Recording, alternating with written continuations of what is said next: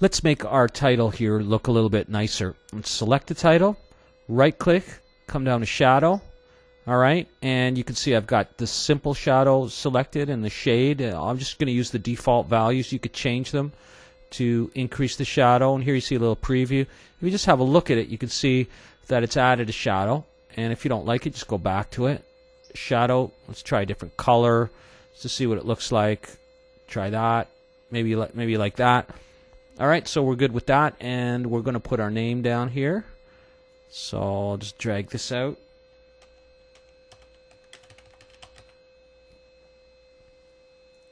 I'm going to move it over, and I'm obviously not going to keep it that big. And make it somewhat smaller. Probably do that in a different font as well. So right click, edit text. Maybe I'll try that balloonist for that as well. See how that looks. Alright, that looks kind of alright. I might even want to use that for all these. Let's just to see what that looks like.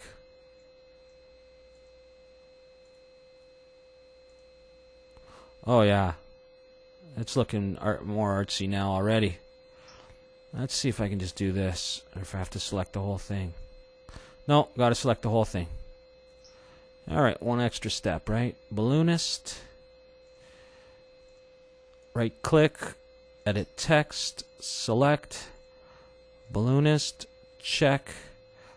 One more, edit text, select. Alright, what about the position? I wonder if that should go more middle like that. Alright, anyway, yeah, I could spend a long time just messing around here. Now I'm starting to think this doesn't stand out anymore. I don't know, I might mess around with that later. Let's try some let's see what that does. Whoa. There you go. Time to save. Let's see what else we should do. So as I'm looking at this thing, I'm thinking it's looking a bit busy. I got this nice big title here, but this stuff's too big. So I want to make this a little bit smaller. So I'm going to grab this, just move it out of the way for a minute. I'm going to draw a box. I'm holding the left mouse button, and I'm going to grab all of this and then let go. All of that has been selected, and I want to make it smaller, and I want to make it proportionally smaller. So I'm going to hold down the Control key. Go over this corner. I'm just going to pull it up to a size I like. I'm going to move it down. Say, okay, maybe that's a bit small. I'm going to make it a bit bigger, and then I'm going to make a decision about that. Deselect. Grab my name. Put it back up. Let's see if I like that. You know, maybe I like that, and that's an acceptable size. I want to save it again. Well, this is definitely an acceptable graphic. I haven't shown you anything about taking a screenshot yet, and I think we'll hang on, and I'll show you that in a bit. But, you know, I'm not super thrilled with this. In particular, the most dominant element here are these big red circles, and it's kind of boring to look at. Could be that this text could be changed, and maybe if it was white, it would all blend a little bit better. But I want to mess around with a couple of other effects here. So I want to change this circle, but you'll notice if I click on it, I've still got the whole thing as a group from before when we moved it, when we copied from here and moved it over.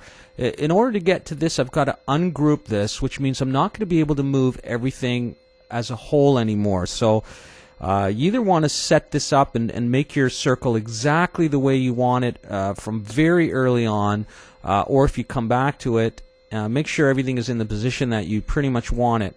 So I'm going to ungroup this by clicking here and click away.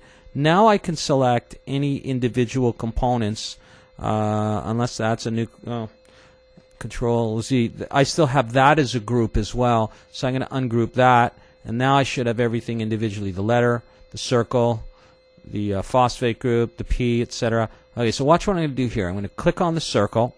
All right, I'm going to come over here to the fill, and I don't want it just to be a solid red color. I want it to be a radial gradient. So I choose radial here, and then I got a bunch of presets, things you could try. I'm sort of thinking about that one there. What does that look like? That looks a little bit more 3D. Let's just try a few of these. I haven't experimented too much with this program. Yikes. Oh no. All right, so I just might go for something subtle like that. So let's say I decide I like that. I want to do that to all of them. Oh, I better ungroup that as well. Grab just the circle. I want a radial gradient. I want that one. Come down here. Ungroup those. Click away. Grab the circle. Radial gradient. So, I mean, obviously it would have been better if I did this all at the beginning. But I'll just go through it here. Alright, so that's going to be looking okay. So I'm going to go to the other side now. Okay, so once again, it's in a group. I'm going to ungroup that. Try to select that. I actually have the sugar and the phosphate, so I'm going to ungroup that as well. Now I just got the red thing. Radial gradient. Ungroup that one.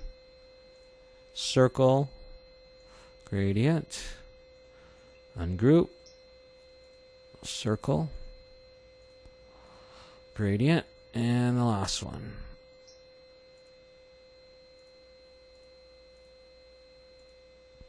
Oh yeah, that looks a lot cooler. Save it right away. Alright.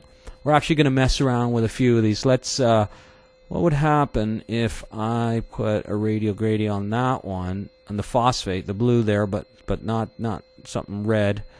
What else have we got down here? This is going to change everything, but just, ooh, I kind of like that one. I also like that one.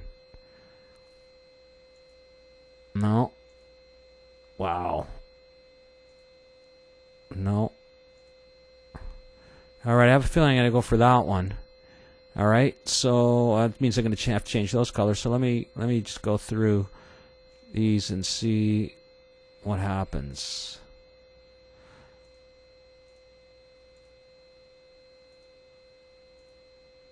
Oh, it's coming alive. Look at that. Look at that. Awesome. I wonder if I can select all these and do the same thing. I'm going to try something here. I'm going to select one phosphate, hit Shift, select the next. Yeah, hit Shift, select the next. The next. Come on, you got to work. You got to work. Oh, yes. All right, so that's what you do. You don't want to spend your whole day doing this. So I selected one, Shift, clicked on the next, kept holding Shift, the next, and I applied that to all of them. I'm not sure I'm crazy about how this dips down and kind of looks like it's beveled a bit and doesn't quite fit under, but certainly it's looking cool. I'm saving that again. And now I got to consider these colors again. I'm going to go for this, I'm going to make sure I get that. That green thing there, the guanine, what will happen if I go for a radial gradient on that? I wonder what that would look like. What about these brown ones? Ugh.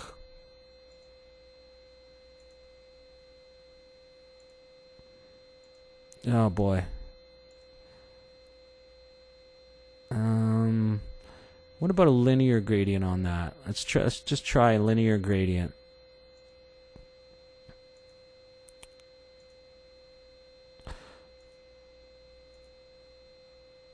Oh boy. I'm going to be here experimenting for a little while, eh? Wasting your time. What I'm going to need are two good complementary ones. Linear gradient was a bad one. Ellipse probably would do it. Oh, there we go. That's what I'm looking for. All right, now, so that's the one I want. Guanine. I want another guanine with an elliptical gradient. It was the blue one. Okay, they're matching up good. Now I'm going to go for this one, and I want an elliptical gradient, and I don't want that exact color. Wonder if I can get a variation of that.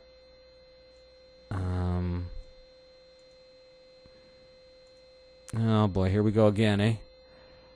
That was the one I wanted. Whoops. I want to change the gradient. Let's see. Hang on. Let me pause for a sec. I'm starting to think that I might just go ahead and leave the complementary one the same color so I can use the same gradient. I'm starting to like that, but I'm getting a few other ideas. So we're going to experiment with that one for the time being. So I'm going to grab that one.